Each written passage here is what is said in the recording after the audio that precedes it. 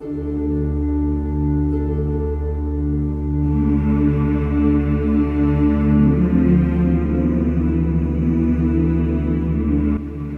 upon a time, there was a young boy named Boris. He was a happy boy, and he enjoyed spending his time sitting in his bedroom, reading from his many books.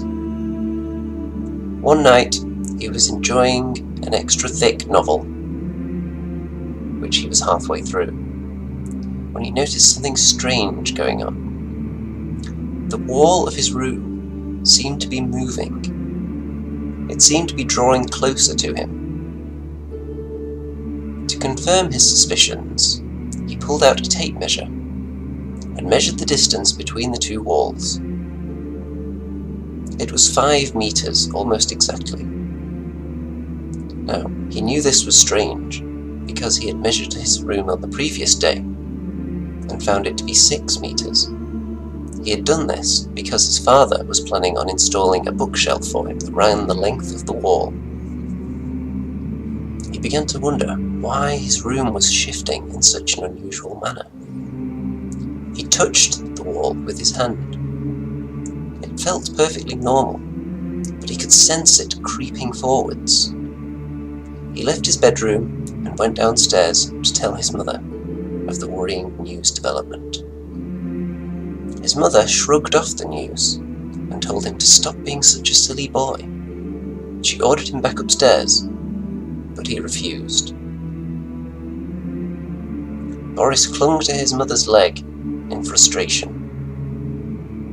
He whined and complained and told his mother that he was not going back up there. It was too scary for his little mind. His father heard the commotion and walked in from the other room. He saw the terrified look on Boris's face and agreed to go upstairs and confirm his story. His father returned a few minutes later and told Boris that he was merely imagining it and that the room was exactly the same size as it was the previous day. Boris cautiously went back upstairs, looked at his bedroom wall, and found that his father was right. Everything was back to normal. Had he dreamed it? Had he imagined it?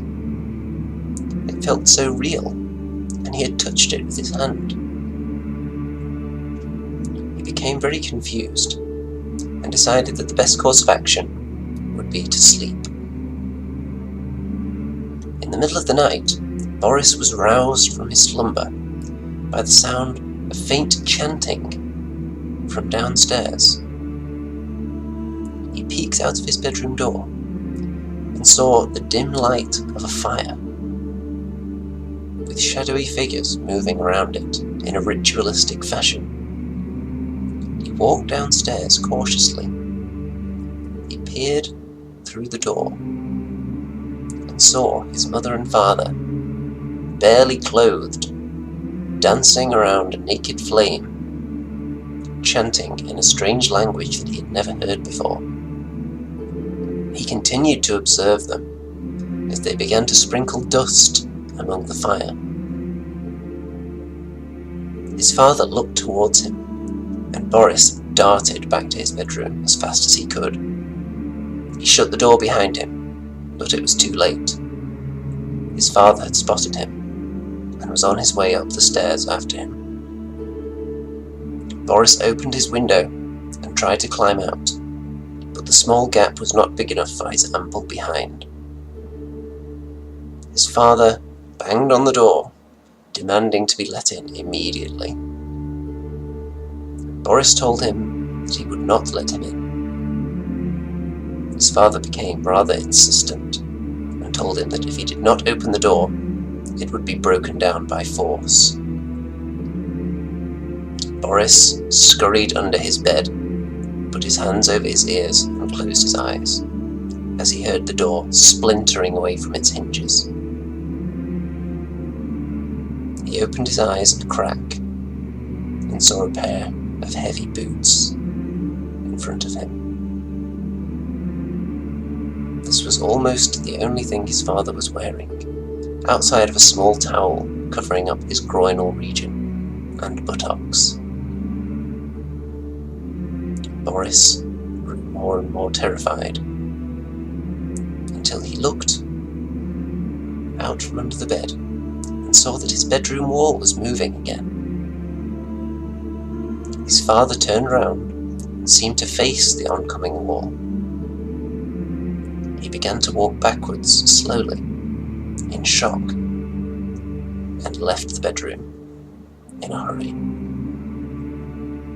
Boris came out from his hiding place and saw a large face on the wall.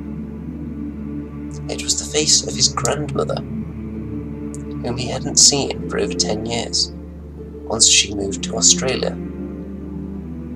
He had not heard anything from her in this time. He had always suspected that she had died. He looked into her eyes, which fused strangely with the wall, and gave off a mild aura of calming across his body. He asked her what she was doing here, and she told him, "I am here to protect you, Boris.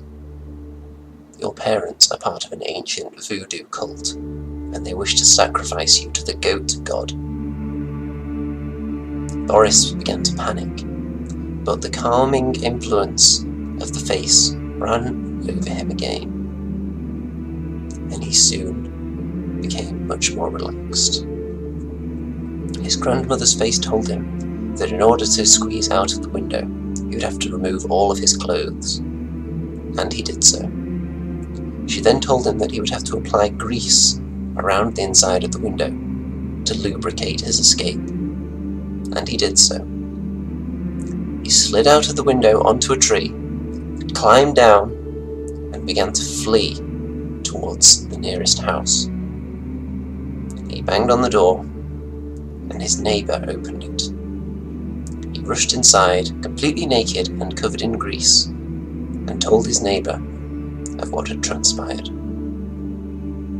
Of course, any sane person would not believe his story, and his neighbour merely assumed that he was having a strange nightmare, and insisted on taking him back home. Boris outright refused, and demanded that the police be called. His neighbour denied his request, telling him that he was being very, very silly indeed, and marched him across the street by his ear. He knocked on his parents' door, and when his father opened it, he was wearing a long trench coat, presumably to cover up his ritualistic garments, or lack thereof.